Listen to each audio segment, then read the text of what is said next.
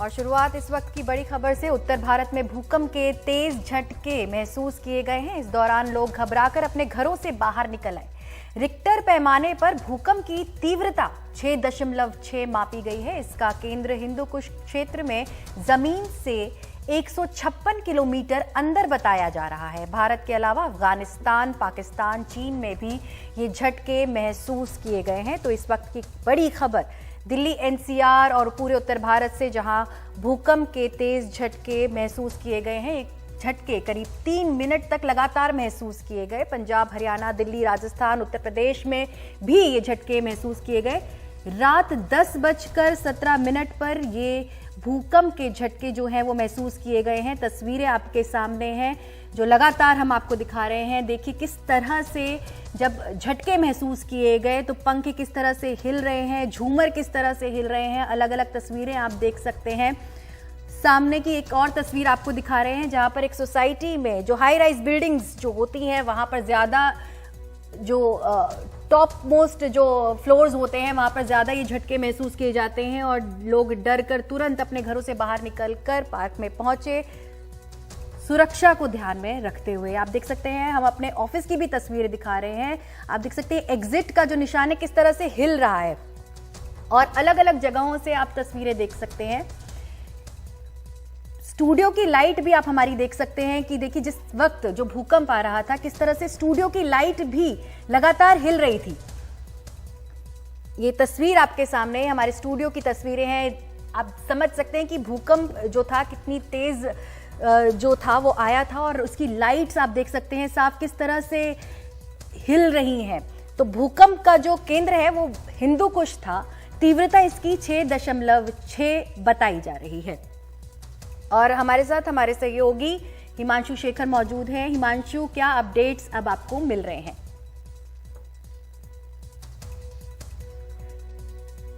तो हिमांशु से फिलहाल हमारा संपर्क टूट गया है, लेकिन हम उनके पास दोबारा जाएंगे। तस्वीरें हम आपको लगातार दिखाते जा रहे हैं। दिल्ली एनसीआर से और उत्तर भारत से ये बड़ी खबर सामने आ रही है। करीब 3 मिनट तक भूकंप के झटके जो है महसूस किए गए। 6.6 जो भूकंप की थी वो तीव्रता थी। तो हिमांशु हमारे साथ दोबारा जुड़ गए। हिमांशु, क्या अपडेट्स अब आपके सामने आपको मिल रहे हैं? देखिए, नेशनल सेंटर ऑफ सिस्मोलॉजी की तरफ से ये कहा गया है कि ये जो भूकंप के झटके काफी लंबे समय तक और जिसकी तीव्रता भी झटकों की काफी ज्यादा, अब वो उसका जो एपिसेंटर था, जो केंद्र बिंदु था भूकंप का, वो हिंदू कुश का इलाका था अफगानिस्तान में। और आमतौर पर क्योंकि ये बहुत रात हो चुकी है, ये वक्त है जब लोग आमतौर पर घरों के अंदर रहते हैं, इसलिए ये आशंका जरूर है कि एपिसेंटर जो केंद्र बिंदु के आसपास जो गांव होंगे वहां पर प्रॉपर्टी का नुकसान जरूर हुआ होगा। दूसरी बात, नेशनल सेंटर फॉर सिस्मोलॉजी के रिपोर्ट में ये भी कही गई है कि ये दूसरा भूकंप है पिछले 10 घंटे, करीब 10 घंटे में जो अफगानिस्तान में रिकॉर्ड किया गया है।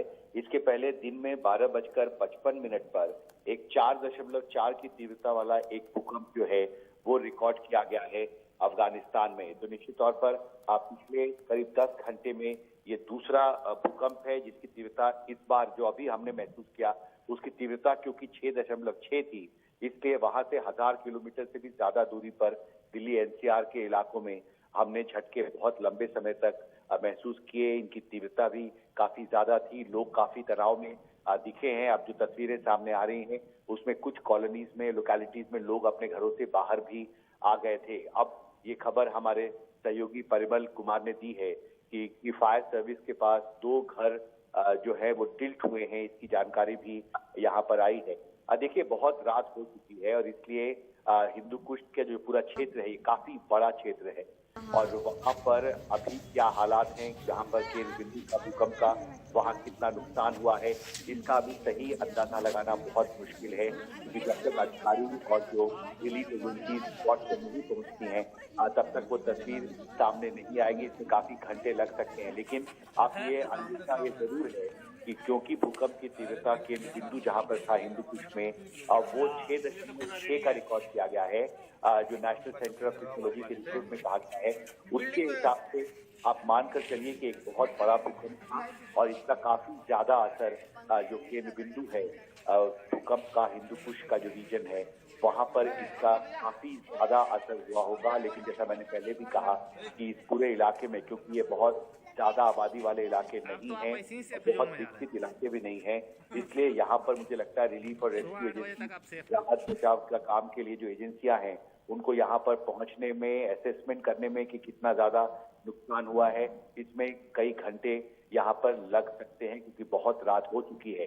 लेकिन एक अंदेशा जरूर है कि क्योंकि इस समय ज्यादातर लोग अपने घरों के अंदर रहते हैं, इसलिए अगर घरों को नुकसान हुआ होगा किन्नबुंदू वाले इलाके, आसपास के गांवों में, कस्बों में, तो इससे निश्चित तौर पर मुझे लगता है कि आम लोगों के लिए भी काफी ज्यादा संकट उनको झेलना पड़ रहा होगा इस वक्त, क्योंकि कुछ इलाकों से ये भी खबर आ रही है कि वहां पर जब भी इस तरह की तीव्रता वाली अर्थक्वेक रिकॉर्ड किया जाता है तो मोबाइल टावर्स जो होते हैं केंद्र बिंदु के आसपास वो टूट जाते हैं, बिजली सप्लाई बाधित होती है और इससे राहत बचाव के काम में भी काफी मुश्किल आती है, देरी होती है।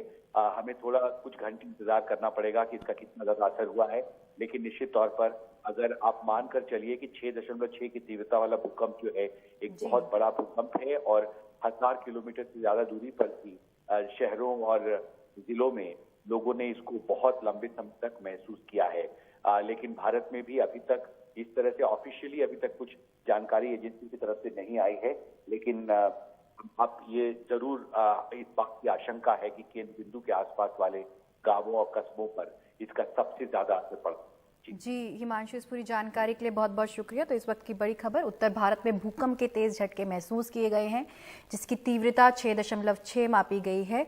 लोग घरों से डरकर बाहर निकले हैं और इस दौरान एक बड़ी खबर ये भी है कि दिल्ली फायर सर्विस को 2 कॉल्स जो है वो रिसीव की गई हैं, जो कि शकरपुर इलाके से आई हैं, जहां पर बिल्डिंग्स के टिल्ट होने की, थोड़े से झुकाव की एक खबर सामने आ रही है।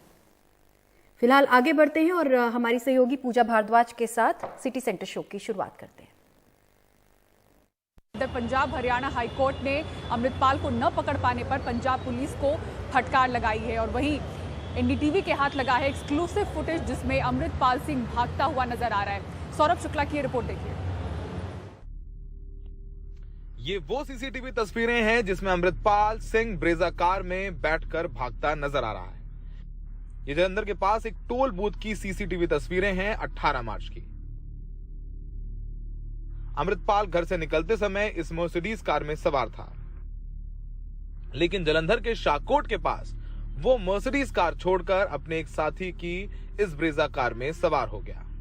अमृतपाल पुलिस से इतना घबरा गया कि उसने अपना हुलिया भी बदला, अपने कपड़े भी बदले, जो धार्मिक चोला पहनता था उसको उतारा, पैंट शर्ट पहनी, चश्मा लगा लिया, पगड़ी जो नीली पगड़ी थी उसे भी बदल करके गुलाबी पगड़ी पहन ली और ऊपर से एक जैकेट पहन लिया, शॉल ओढ़ लिया ताकि कोई पहचाने बिना। इतनी लंबी दाढ़ी थी उसकी, उसको भी उसने फोल्ड कर लिया कि वो पुलिस से बच सके। ब्रेजा कार से उतरकर उसने मोटरसाइकिल का सहारा लिया। ये एक्सक्लूसिव तस्वीरें हम सिर्फ एनडीटीवी पर आपको दिखा रहे हैं।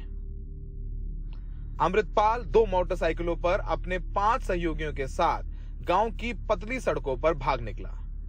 आप देख सकते हैं कि वो एक मोटरसाइकिल पर बैठता है। उसने गुलाबी पगड़ी पहन रखी है और चश्मा लगा रखा है ताकि पुलिस उसे ना पहचान पाए।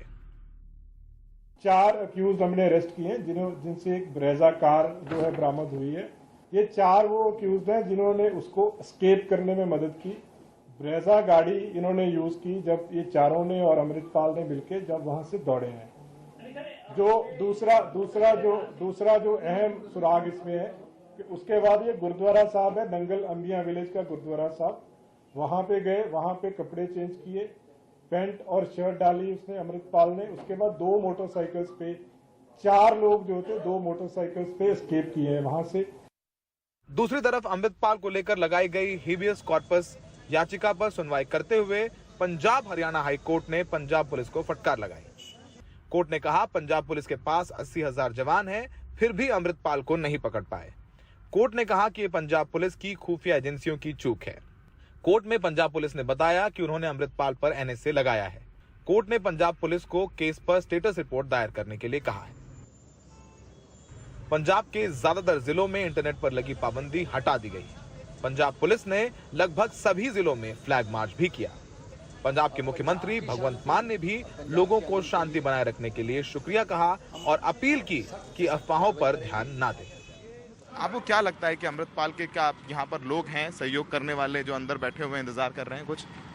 नहीं, ऐसा तो कुछ भी नहीं है। जैसे उनका जो पहला मोटिव ये था कि वो एक डी एडिक्शन सेंटर को वो चूज़ करते हैं। हाँ। डी एडिक्शन सेंटर में जितने भी हमारे बच्चे हैं, भोले भाले बच्चे हैं, जो कम पढ़े लिखे हैं, जो डी एडिक्शन के लिए पहले से वहाँ पे आए हैं, उनको वो नेगेटिवली मोटिवेट करके अपने साथ में जोड़ता था। और लोगों से यही अपील है कि पंजाब में आए। पंजाब तो अच्छा है, कारोबार के लिए अच्छा है, घूमने के लिए भी अच्छा है। विदेशों में कुछ भी हो रहा हो लेकिन पंजाब पूरी तरीके से शांत है। सड़कें चल रही हैं, बाजार खुले रहे, बच्चे स्कूल गए। अमृतपाल को पूरे पंजाब से जोड़कर ना देखें। अगर आप यहाँ बिजनेस करने के लिए आना चाहते हैं, आइए। आप यहाँ मत्था टेकने आते हैं, आइए। लेकिन पंजाब के बारे में अमृतपाल मामले से संबंधित कोई धारणा बना के मत आइए, क्योंकि अमृतपाल पंजाब नहीं है, अमृतपाल पूरी सिख कम्युनिटी नहीं है, कोई खालिस्तानी मूवमेंट नहीं है, कोई तलवार लेकर सड़क पर नहीं घूम रहा है। पंजाब शांतिपूर्ण है और यहाँ सब धर्मों के लोग मिलजुल कर साथ रह रहे हैं। सहयोगी संजय कौशिक के साथ सौरभ शुक्ला, एनडीटीवी इंडिया।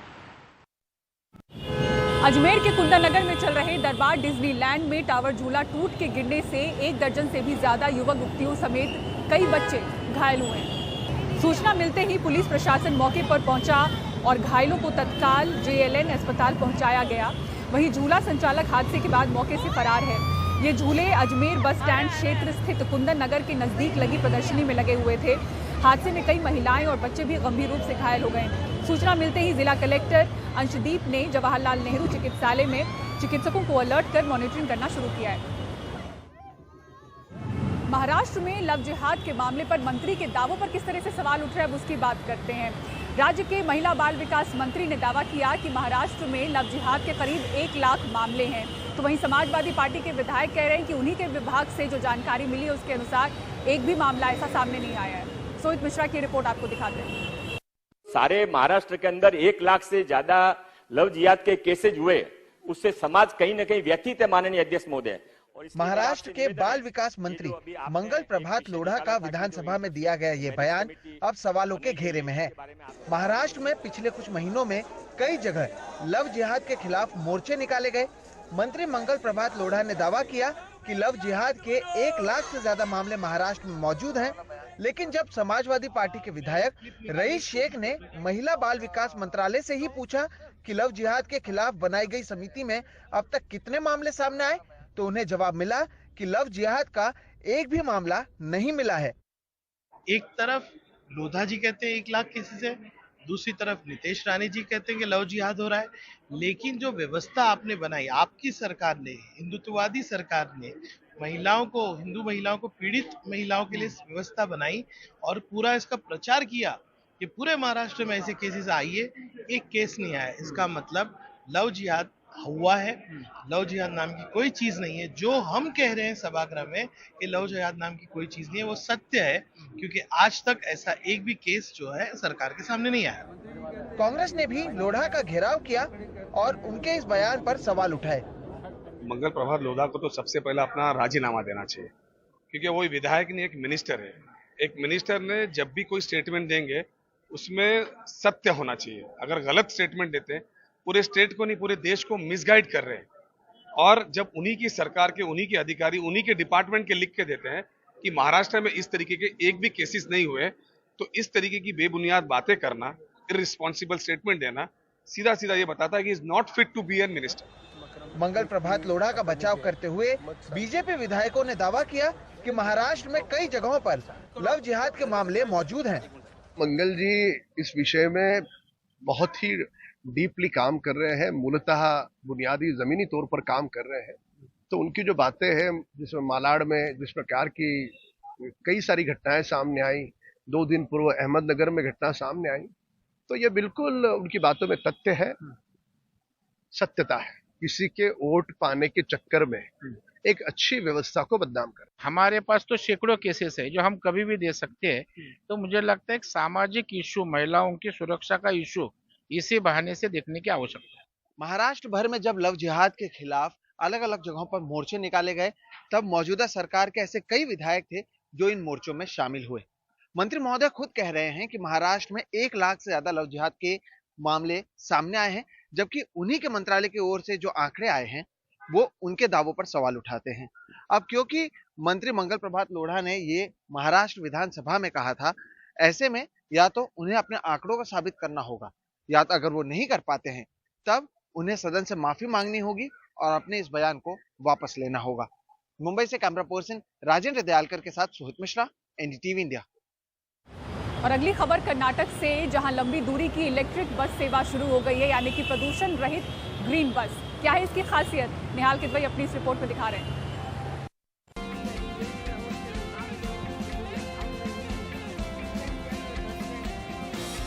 जल्द ही ऐसी बसों की फ्लीट बेंगलुरु को राज्य के दूसरे बड़े शहरों से जोड़ेगी, जो 300 किलोमीटर से कम दूरी के हैं। फिलहाल जिन 6 शहरों को इन 30 बैटरी से चलने वाली बसों से जोड़ा गया है, उनमें टूरिस्ट स्पॉट, मैसूर और कुर्ग शामिल है। 45 सीट्स। इस बस में 45 सीटें हैं। एक बार चार्ज करने पर यह 320 किलोमीटर चल सकती है। ये बस 140 किलोमीटर की रफ्तार तक जा सकती है, लेकिन हमने ड्राइवर्स को निर्देश दिए हैं कि 110 किलोमीटर से ऊपर ना जाएं। 110।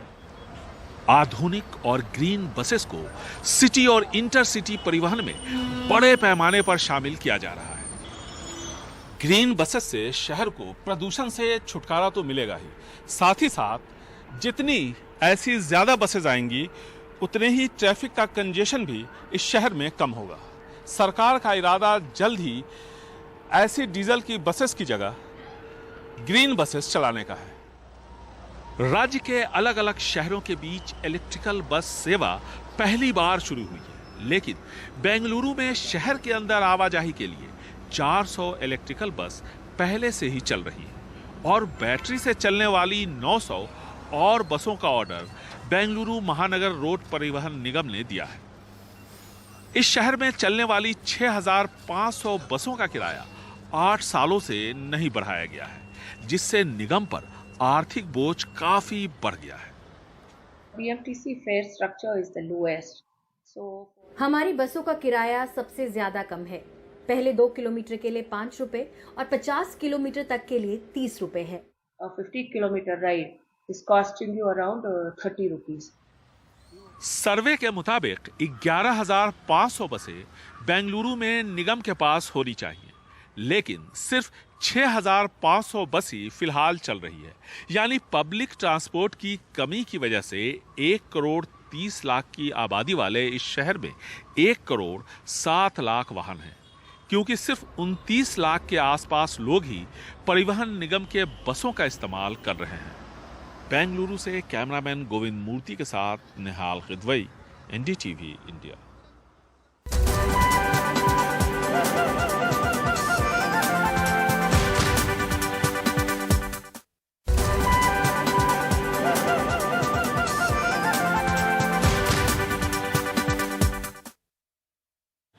महिला प्रीमियर लीग शुरू होते ही खूब सुर्खियां बटोर रही है। कई भारतीय खिलाड़ी इसमें निखर कर सामने आ रहे हैं।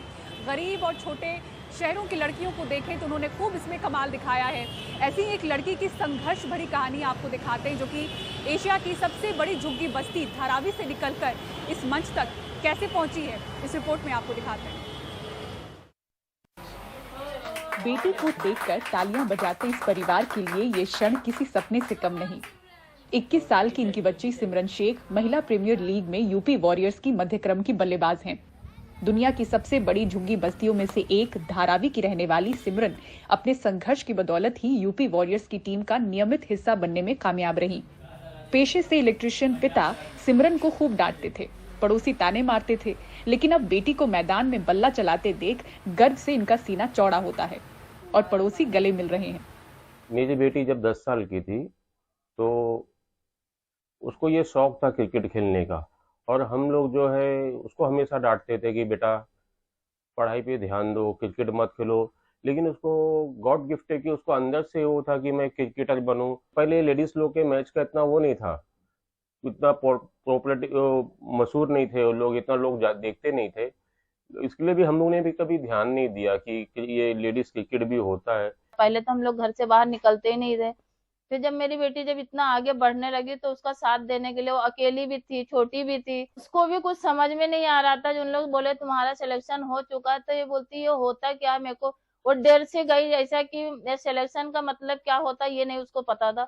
वो ये सोचती थी कि मुझे ले लेंगे फिर मुझे घर पे तो नहीं आने देंगे, तो ये होता क्या है। सिमरन ने 10वीं के बाद अपनी पढ़ाई छोड़ दी और बचे खुचे पैसे से क्रिकेट सीखने लगी।